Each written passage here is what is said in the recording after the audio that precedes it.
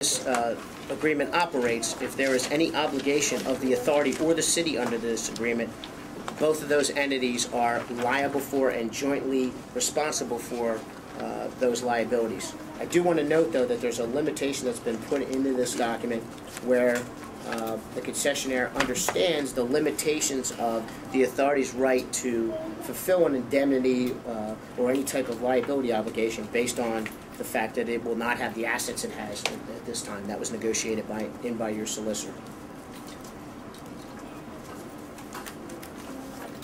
I would just then point you to the Schedule 1, which talks about parking garage system contracts, and note that there are a couple sets of contract lists here. For instance, contracts 1 through 13 are contracts you're going to continue to maintain as an authority, and then contracts 1 through 55, which are all the other substantive contracts of the authority which will be assumed by HPP, including the union agreement, the Belco agreement, the PSEA agreement, the hotel agreements. I mean, there's 55 of them. They're fairly extensive. And that's it. If you have any questions, I know I went through it quickly. I apologize. It's a big agreement. But I tried to highlight all the big issues. Mr. Solicitor, if I missed anything that you want to go over, please do. Well, I think it was a very thorough and good. The only thing I would like to mention, and it was an excellent presentation, refer to that $2 million as a breakup fee. And actually, technically speaking, I believe that what has been negotiated here is that it's a fee that's based on actual out-of-pocket expenses. Typically, a breakup fee would be a contractual obligation to pay in settlement for not proceeding. This one actually requires that the cap at $2 million is set by what the concessionaire can prove and document that they've actually spent. So it's up to $2 million. Up to, not over, and only what they can document. Anybody else have any questions or concerns? Tony? Just a quick question. I want to be clear. On the issue of the rate setting, the concessionaire will come to this board or any future parking authority board, and is it pretty much just mandated that they would have to approve the increase that's requested by the concessionaire? Yeah, I mean, I think that's an accurate representation. They would come to you and say, if rates are, for instance, 120, we want it to be 125, please pass it. If you don't pass it, you have a compensation event.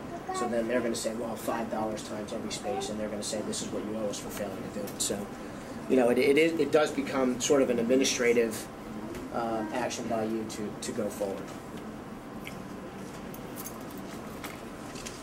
Any other questions? All right, I'm going to move forward with staff recommendation on this matter. Joe. Thank you, Madam Chair. This evening, the board is being asked to approve the agreement between that would lease the HPA facility to a private firm known as a public-private partnership or a P3 transaction. Over a year ago, the board directed me to due diligence with respect to this proposal, and I have done that. I'm here to make a recommendation to the board with respect to the final proposal. 2 days ago, the mayor held a press conference to announce to the public that the final proposal had been evaluated and that he is prepared to advance that proposal to City Council for approval. First, however, this board is being asked to approve the terms of the agreement that we have just had reviewed with us.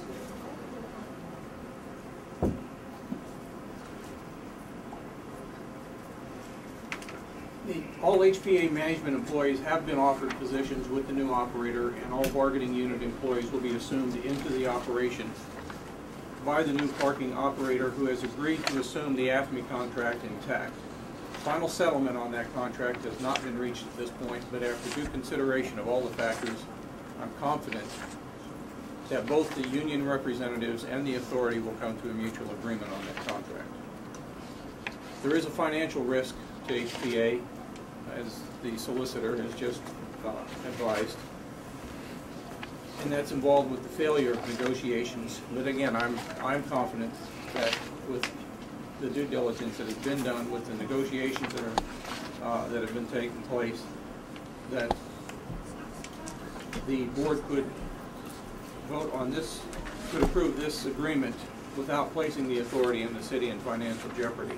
But because of the potential benefits to the city and to its residents, I recommend that the board approve this agreement in order to achieve the future financial success of the city. Thank you.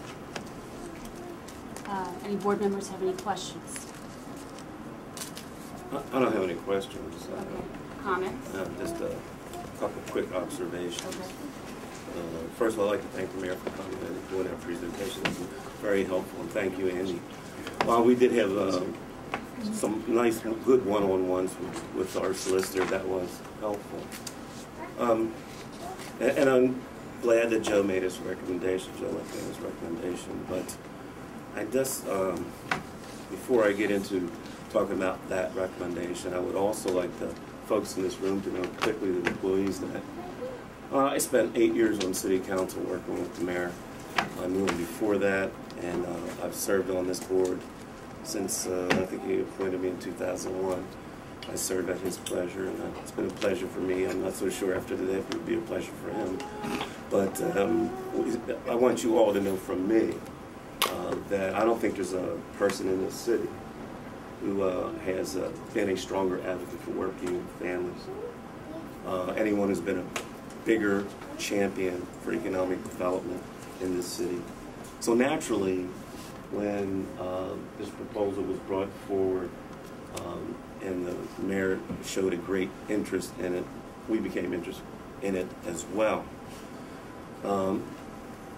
But I also like to say that we are a part-time board. We serve in an advisory capacity. So we're not experts on these types of big transactions, even though we've been part of bond deals, garage deals, and other, I should say, projects. We often rely heavily, as you know, on advice that we get from experts, financial experts, legal experts, and then finally our own in-house professionals who also give us advice, so that we can then look at the details and try to work our way through them. About a week ago, maybe a little less than a week ago, maybe a little more, we sat in an executive session, and Joe Link, our executive director, who is our in-house staff expert or professional, sat here and told us that he could not, nor would he recommend to this board that we vote in the affirmative for this contract unless and until the issues that were talked about here with the union, specifically Article 29, and well, it was characterized as a breakup. It's been characterized as a payout of up to $2 million. Until those issues were resolved,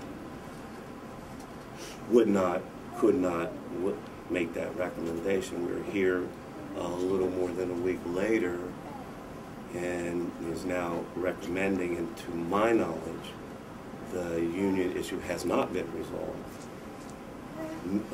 And of course, that issue is inextricably linked to the breakup, payout, whatever it might be. And I'm a little baffled as to what is different today with regard to that issue than last week.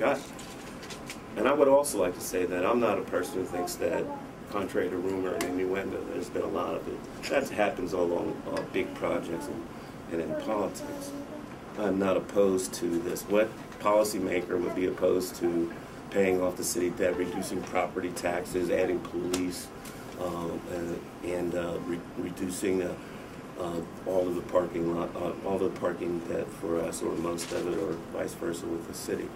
No parking, no policymaker in his right mind would object to that. But I'm a little perplexed. Perhaps Joe has been persuaded, but not persuaded apparently on those two facts. Those two things remain.